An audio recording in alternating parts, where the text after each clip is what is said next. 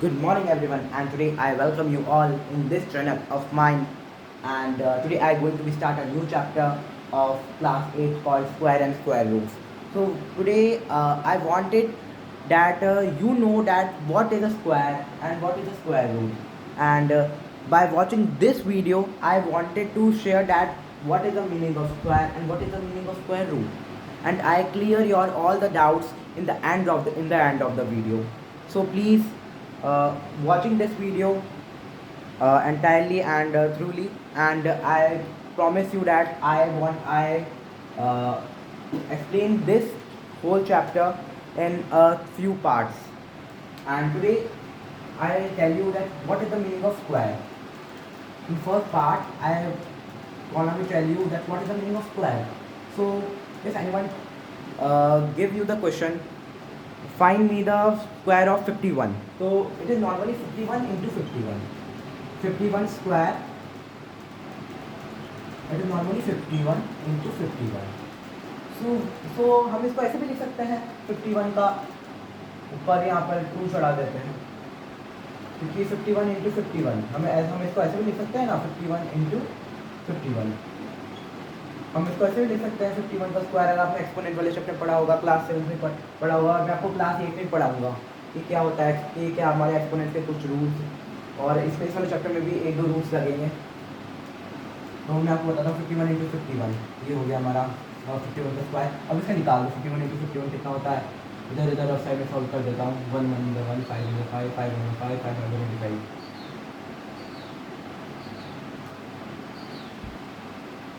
2601। आप एक बार खुद भी चेक कर सकते हैं, जैसे 1 1 1 5 1 5 5 1 5 5 25, आप इसको प्लस करके आप आंसर निकाल सकते हैं 2601। तो 51 का स्क्वायर क्या हुआ, 2601 हो गया। तो इसका कोई मुश्किल नहीं है स्क्वायर निकालना। अगर आप डॉक्टर से पूछें कि 2 का स्क्वायर निकालो, तो 2 का स्क्वायर मतलब 2 इंटू 2 लिख दो। इसको हम ऐसे भी लिख सकते हैं 2 का स्क्वायर, है ना। और इसको हम बोलते हैं क्या, इसको हम बोलते हैं एक्सपोनेंट, इसको हम बोलते हैं बेस, और जो ये पूरा मिलके एक साथ एक ग्रुप होता है उसको हम बोलते हैं पावर। तो हमें ये जानना है स्क्वायर क्या होता है। स्क्वायर को मतलब उसी जो आपको टर्म दे रखा है, जैसे 51 है तो 51 को आप 2 बार लिख दो। अगर आपको कोई और नंबर दे रखा है तो उसको 2 बार लिख दो। तो 51 इंटू 51 का स्क्वायर, और 51 51 कितना होता है 2601। तो 2601 का स्क्वायर रूट हमारा 51 हुआ। अब आपने सोचा होगा स्क्वायर रूट क्या बोल दिया सर ने अचानक से कैसे बोल दिया, समझ नहीं आ रहा। अभी समझाएंगे, थोड़ी देर रुको।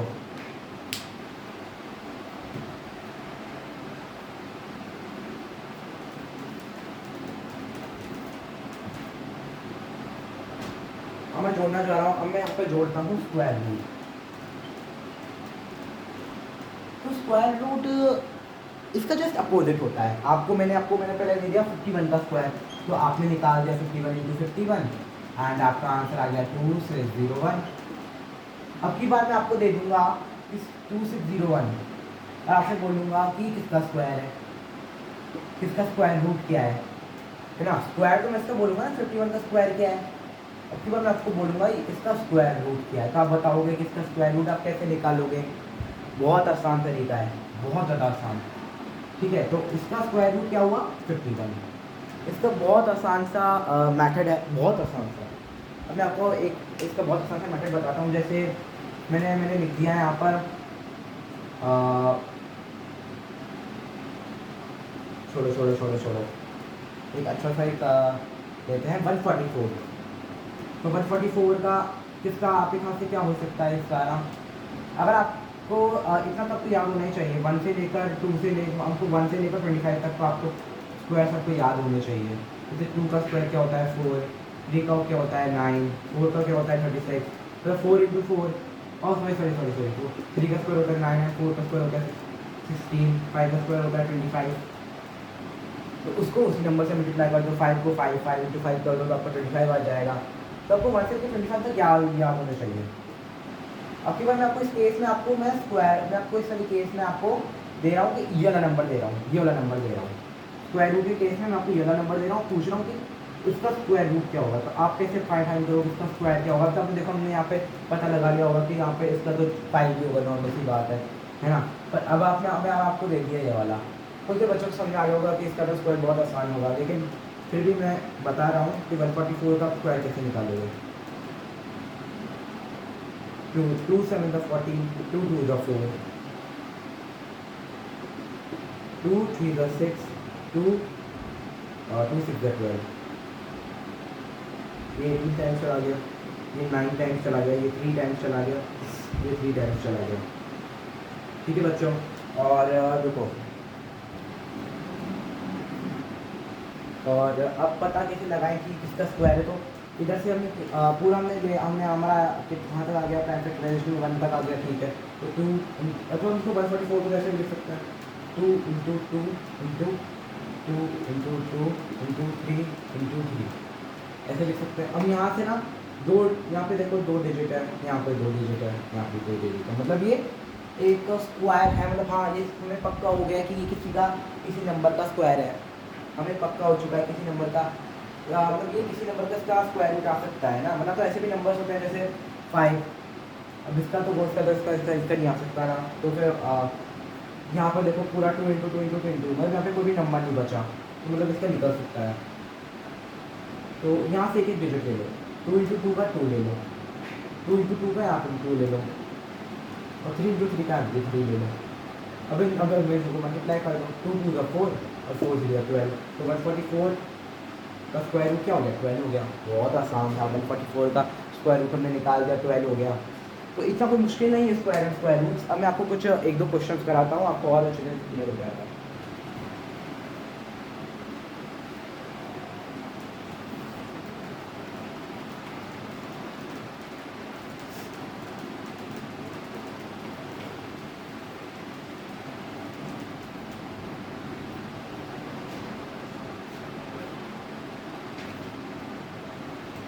अगर आप किसी ने आपसे पूछ लिया is 576 is a perfect square, क्या 576 एक परफेक्ट स्क्वायर है।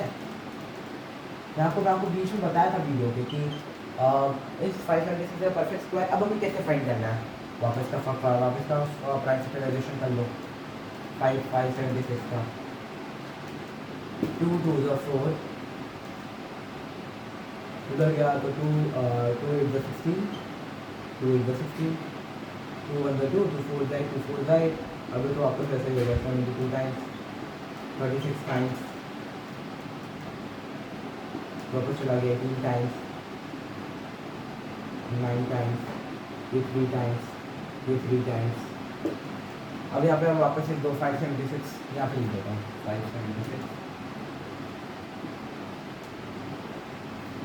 2 into 2 into 2 into 2 into 2 into 2, 6 बार आ रहा है ना, 1 2 3 4 5 6, ठीक है 6 बार आ रहा है, इंटू 3 इंटू 3 इंटू 3 इंटू 3।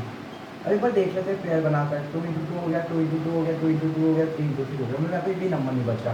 तो ये हमारे परफेक्ट स्क्वायर है। अगर यहाँ पर एक नंबर बच जाता, जैसे 7 मान लेते हैं, अगर यहाँ पर 7 बच जाता तो ये हमारा परफेक्ट स्क्वायर नहीं होता।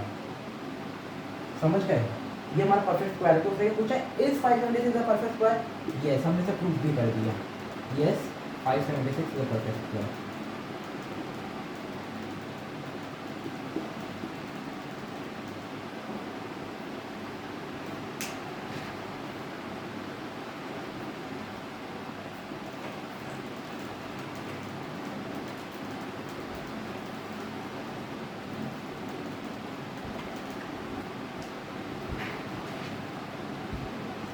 Is 162 is the perfect square. एक और क्वेश्चन लेके देखता हूँ, फिर आपको कोई सा आपको होमवर्क भी दूंगा।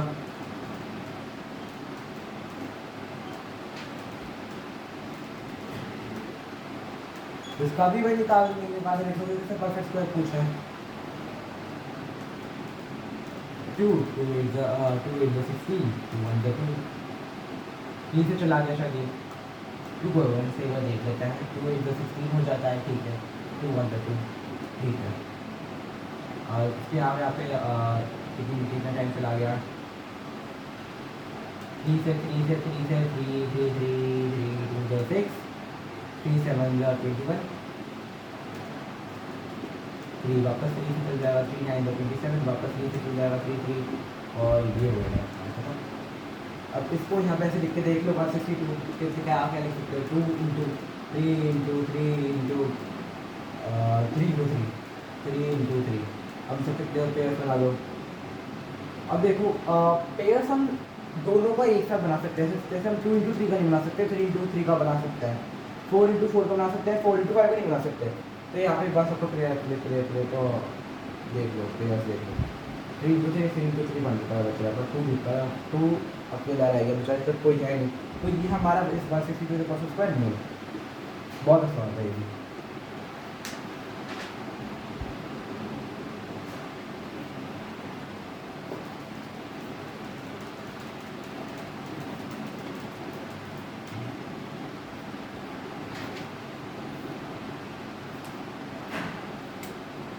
अगर मैं उसके पर अदर क्वेश्चन है फाइंड द, लेकिन उसके जैसा ही है टॉपिक, हमारे टॉपिक्स तो वही है ना, बस क्वेश्चन थोड़ा सा घुमा घुमा के दिया है। Find the smallest number from which 252 is divided by, from which 252 is divided to make a perfect square.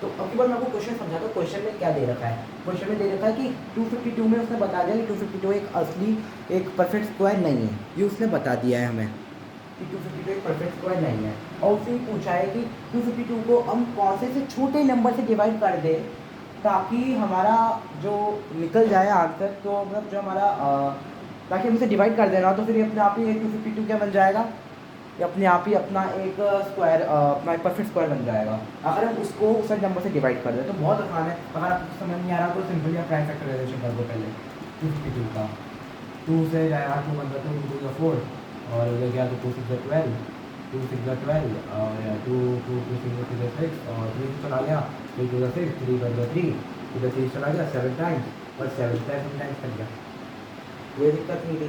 यहाँ पर हमने अपना क्या कर सकते 252 को 2 इंटू 2 इंटू 3 इंटू 3 इंटू 7 ये लिख सकते हैं, हाँ लिख सकते हैं। तो 2 अब 2 इंटू 2 का हमने ले लिया एक पेयर, ठीक है 3 इंटू 3 का एक पेयर ले लिया, ठीक है अब 7 बचते हैं। तो उसने पूछा है find the smallest number from which 252। तो ये तो चलो 7 अगर हम इसको डिवाइड कर दो तो क्या बचा मेरे पास 7 बचा, अगर 7 को 7 से अगर हम डिवाइड कर दें तो यहाँ पे कितना बचा 1 बचा। तो अगर 1 बचेगा तो यहाँ पे तो इंटू 1 तो हम किसी में भी लिख सकते हैं, कोई दिक्कत नहीं है। मतलब ये 2 ले लिया, यहाँ पे हमने 2 ले लिया, यहाँ पे 3 ले लिया, यहाँ पे 1 बचा तो 1 का तो कोई अगर हम 1 भी लगा दो तो कोई दिक्कत नहीं है, ठीक है। तो 7 डिवाइड बाई 7 कर सकते हैं हम, कोई दिक्कत नहीं आएगी हमें। 7 डिवाइड बाई 7 यहाँ पे आ जाएगा अपना 1 और ये अपने आप ही अपना एक परफेक्ट स्क्वायर बन जाएगा। तो इसका आंसर है नॉर्मल सी बात है 7। अगर हम इसे 7 क्योंकि अगर हम इसे और क्या पूछा है फाइंड द स्मॉलेस्ट नंबर, अगर स्मॉलेस्ट नंबर तो अगर आप सोचो कि 2 है तो 7 डिवाइड बाई 2 ये तो अपने आप ही अंडरस्टैंड पहली वैल्यू बन जाएगा 3.5। अब 3.5 यहाँ पे कैसे हम सॉल्व करेंगे 3.5 में 2 इंटू 3 2 इंटू 2 3 इंटू 3 और 3.5 आई डोंट अंडरस्टैंड यार। तो 7 डिवाइड बाई 7 हम ऐसे कर सकते हैं।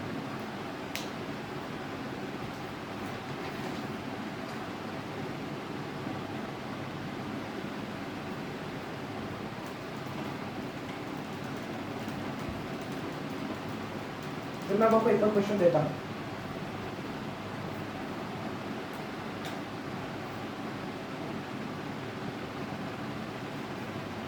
चलो अब मैं आपको एक और क्वेश्चन देता हूँ जिससे अब आपको आगे समझ आ गया कि जिसकी स्क्वायर इसका स्क्वायर फाइंड करो 21 स्क्वायर माइनस 20 स्क्वायर। तो दोनों सोच रहे हो क्या दे दिया हमने आंसर दे क्वेश्चन, पर आंसर नहीं है हमारे सर हमारे सिलेबस में ही है। पर अगर आपको इसको देख के आपको कुछ याद आया होगा, हमने एक प्रॉपर्टी पढ़ी है एक्सपोनेंट वाले चैप्टर में, ए स्क्वायर माइनस बी स्क्वायर। तो उसमें क्या कर देते हैं नॉर्मल सी बात है। Oh sorry sorry sorry sorry sorry मैंने गलती कर दी बच्चों को, बात नहीं, गलती हो जाती है। यहाँ पे ए स्क्वायर माइनस बी स्क्वायर की टर्म लगेगी तो ऐसे लगेगी कुछ, ए स्क्वायर माइनस बी स्क्वायर, तो ए स्क्वायर माइनस बी स्क्वायर, ये हमारे एक्सपोनेंशियल पढ़ा होगा तो मुझे कुछ याद नहीं है ढंग से। ए स्क्वायर माइनस बी स्क्वायर, तो हम इसको कैसे लिख सकते हैं, ए प्लस बी, ए माइनस बी। ये भी आपने अलजेब्रिक में पढ़ोगे, अलजेब्रिक एक्सप्रेशन में अलजेब्रिक आइडेंटिटी है हमारी कुछ, ए प्लस बी ए माइनस बी, तो इसका आइडेंटिटी ए स्क्वायर माइनस बी स्क्वायर को ए प्लस बी ए माइनस बी लिख सकते हैं। 21 इंटू हम इस तरह से लिखते हैं, तो एक ए स्क्वायर मार 21 स्क्वायर हो गया, बी स्क्वायर मार 20 स्क्वायर हो गया। ए हम ए प्लस बी लिख रहे हैं इसको, तो ए हमारा क्या है 21, 21 प्लस 20, यहाँ पर क्या पड़ गया 21 माइनस 20, इसको प्लस कर देते हैं 41 इंटू 1, 21 माइनस 20 कितना हुआ 1 ही हुआ, तो हमारा आंसर कितना आ गया 41।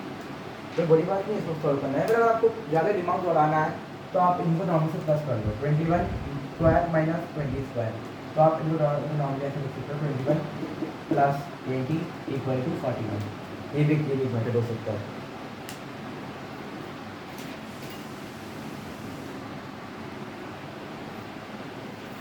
मैं आपको बताऊंगा, आपको एक और क्वेश्चन देना चाहता हूँ, ये भी इम्पोर्टेंट सा क्वेश्चन है। Right 79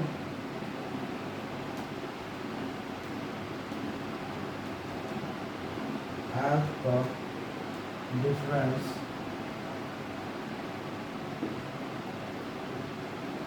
of the squares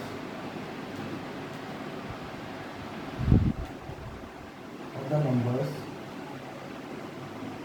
of two consecutive numbers। अब आप पूछ रहे हो टू consecutive numbers क्या होता है, consecutive numbers मतलब क्या होता है कि दो नंबर जो लगातार रिपीट, मतलब दो एक के बाद एक आते हैं, जैसे 39 40 40 41 71 72 एंड 1 2, ऐसे नहीं कि 1 3 एंड 5 7 5 5 9 5 10, ऐसे नहीं। और क्या पूछा, नेचुरल नंबर बोल रहा है। अब नेचुरल नंबर मतलब जानते हो, तो मैं बताता हूँ नेचुरल नंबर मतलब क्या होता है कि ऐसे नंबर्स, अब काउंटिंग नंबर्स, नेचुरल नंबर मतलब क्या होता है काउंटिंग नंबर। अब अगर आप किसी का टीचर किसी टीचर ने आपसे बोल दिया कि बच्चों को काउंट करो कितने हैं, तो फिर आप 1 2 3 4 ही तो बोलोगे, जीरो से सुना स्टार्ट करोगे, जिस वजह से ये अपने काउंटिंग नंबर्स भी होता है। और होल नंबर्स क्या होता है, इनके आगे जीरो लग जाता है, जीरो वो जीरो से स्टार्ट होता है और नॉर्मली 1 से स्टार्ट होता है। तो इसका नंबर इसका आंसर बता रहा हूँ, मतलब राइट समझ आया था स्क्वायर ऑफ दिस। मतलब हमें क्या पूछा है कि इसका मतलब कैसे बताऊँ मैं आपको, राइट 79 आगे डिफरेंस ऑफ द स्क्वायर्स, और स्क्वायर्स का डिफरेंस निकालना है। मतलब जैसे ये वाला एक, तो ये मतलब हमें इसका जस्ट उल्टा करना है। पहले आपको अब आपको ये दे दिया और पूछ रहे क्या ये हमें ये निकालना है, मेन बात ये हमें ये निकालना है। आपको ये पूछ दिया, आपको पहले क्वेश्चन में ये पूछ दिया था, आप ये अब बोला था कि ये निकालो, आपकी बार बोला कि ये आपसे ये दे दिया, पूछ लिया कि ये निकालो, फिर आपको थोड़ा अपोजिट हो गया। अब इसका नॉर्मल से बहुत आसान है, इसको प्राइम फैक्टराइजेशन बोलो पहले। 79 को अगर हम लिखें तो 2 3 6 और 2 9 18, तो देखो 39 आ गया, 39 आया है ना। अब की बार कैसा है, मतलब आपने कैसे निकाला 239, मतलब मैं आपको दिखाता हूँ। नहीं इसको छोड़ो, ये थोड़ा गलत मैथड हो गया, इसको छोड़ो, इसको देखो 79 2 3 6, यहाँ पे गया, यहाँ पे आया 2 9 18, यहाँ पे कितना आया 1 आया। अब कैसे सॉल्व करोगे, तो इसको आप ऐसे लिख सकते हो ना 79 को 2 इंटू 39 प्लस 1 लिख सकते हो, नहीं लिख सकते हो, 2 इंटू 39 प्लस 1 लिख सकते हो, 2 इंटू 39 प्लस 1, ठीक है। अगर आप इसके बाद 39 प्लस 1, तो 39 प्लस 1 क्या होता है 40 हो जाता है। तो 39 और 40 का स्क्वायर करके देखोगे, इसको और इसका माइनस करके देखना, तो 39 और 40 का, तो 40 का स्क्वायर, फिर समझ लो शायद बच्चे इसका आप आंसर निकालोगे तो आपका आंसर 79 आ जाएगा। आप कोई से नंबर आप ले सकते हो, अगर इसको बहुत सही सॉल्व कर सकते हो, फिर आप डिवाइड कर देना और 2 इंटू 39 प्लस 1 कर देना, तो 2 तो निकलेगा ही सही, नॉर्मल सी बात है। अगर आपका टू से तो पहले डिवाइड आप डिवाइड करोगे ही सही। तो 2 इंटू 39 प्लस 1 39 हमारा आ चुका है सेकंड डिजिट 4 डिजिट प्लस 1 कर लो 40 स्क्वायर माइनस 39 स्क्वायर 79 और इसको मैट्रिक्स में निकाल सकता है, कोई दिक्कत की बात नहीं है। और अब मैं आपको कुछ इंपॉर्टेंट पॉइंट्स पढ़ाऊँगा, उसके बाद हम ये वाला पार्ट ख़त्म करेंगे और आगे की क्लास में हम और भी नए नए क्वेश्चंस करेंगे, नए एक्सरसाइजेस करेंगे।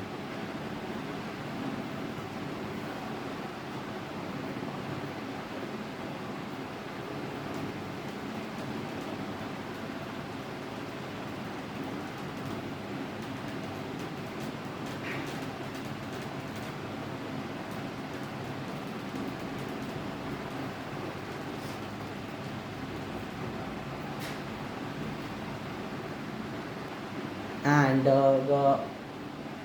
हमारे कुछ नेक्स्ट पॉइंट्स है, जैसे इंपॉर्टेंट पॉइंट्स है, इसका आप ध्यान रखना। Square of odd numbers are always odd. 3 square 3 into 9, 3 into 3 equal to 9। Square of even numbers are always even. Example 2 square 3 into 2 equal to 4। A number ending with 2 3 7 8 is never be a perfect square. ठीक है, जो भी 2 3 7 8 कोई भी number, जैसे answer मिल लेते हैं 5 4 2, तो ये एक परफेक्ट स्क्वायर कभी नहीं हो सकता, क्योंकि एंडिंग में क्या आ रहा है 2 आ रहा है। और a number ending with the odd number of zeros is never be a perfect square. अगर odd number of zero means अगर किसी के 2 6 अगर आप 3 जीरो लग रहे हैं कि अब 3 जीरो है, मतलब ये ऑड है, 3 जीरो से भी ऑड नंबर होता है। अगर यहाँ पे 2 जीरो लगते हैं तो may be it is the perfect square. और पर अगर यहाँ पे 3 जीरो लग जाए ना, तो ये तो पक्का ही गलत है कि ये होगा अपना परफेक्ट स्क्वायर। और आज के लिए इतना ही दोस्तों, और मैं अगले लेक्चर में आपके लिए कुछ और पॉइंट्स डिस्कस करेंगे हम, और कुछ नई एक्सरसाइज करेंगे, नए पॉइंट्स, और कुछ नए क्वेश्चन की प्रैक्टिस करेंगे। Thank you.